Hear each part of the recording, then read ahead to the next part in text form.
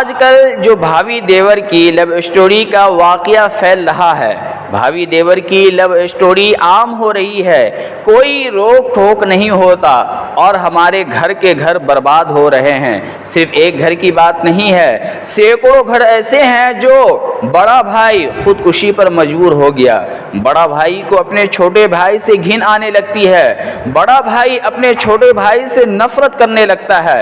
تو یہ چھوٹے بھائی کی غلطی بالکل بھی نہیں ہے، بلکہ میں تو اپنے بڑوں کو اس کا ذمہ دار ٹھہراتا ہوں، میں تو اپنے گھر کے لوگوں کا اس میں ہاتھ ٹھہراتا ہوں، میں اپنے گھر کے لوگوں کو قصوروار ٹھہراتا ہوں کہ وہ اپنے بیٹے کو اپنی پتوں سے اپنی بہو سے الگ نہیں رکھا۔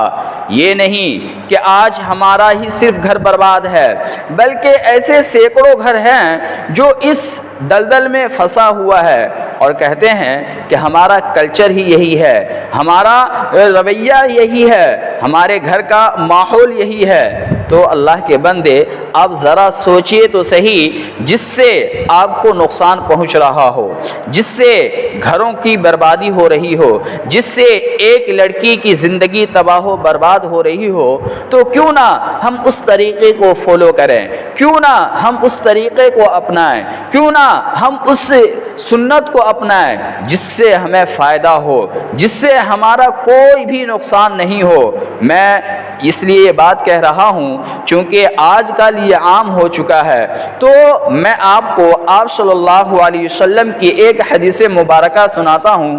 اس میں اللہ کے رسول صلی اللہ علیہ وسلم کیا فرماتے ہیں۔ رسول اللہ صلی اللہ علیہ وسلم نے فرمایا، نامحرم عورتوں کے پاس آنے جانے سے بچو۔ ایک انصاری صحابی نے عرض کیا، دیور کے بارے میں آپ کیا فرماتے ہیں؟ تو آپ صلی اللہ علیہ وسلم نے فرمایا، دیور تو تمہارے لیے موت ہے۔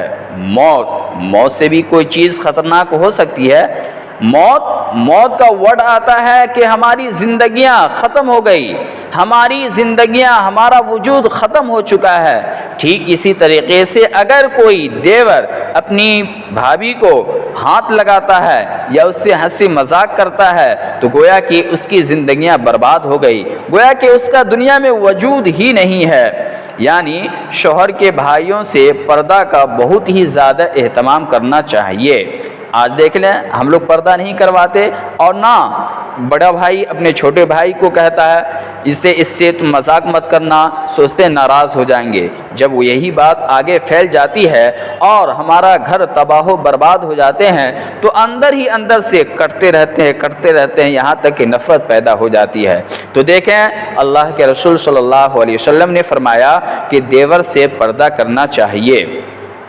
میں یہ نہیں کہتا کہ سارا دیور بیکار ہوتے ہیں، میں یہ نہیں کہتا کہ ساری لڑکیاں اس دلدل میں پھنسی ہے، لیکن ہے تو پھنسی ہوئی، ہے تو دیور اس میں لگے ہوئے۔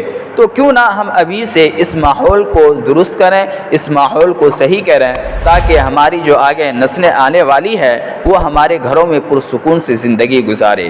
تو میں یہ آپ کو نہیں کہہ رہا ہوں، جو اس ویڈیو کو دیکھ رہے ہیں، چاہے لڑکا ہو یا لڑکی ہو، یعنی بھابھی ہو یا دیور ہو، میں آپ کو یہ ویڈیو صرف کہہ رہا ہوں شیئر کرنے کے لیے، آپ کو نہیں کہہ رہا ہوں۔ بس اس سے دعا کریں کہ اللہ تعالی ہم سبوں کی حفاظت فرمائے، آمین۔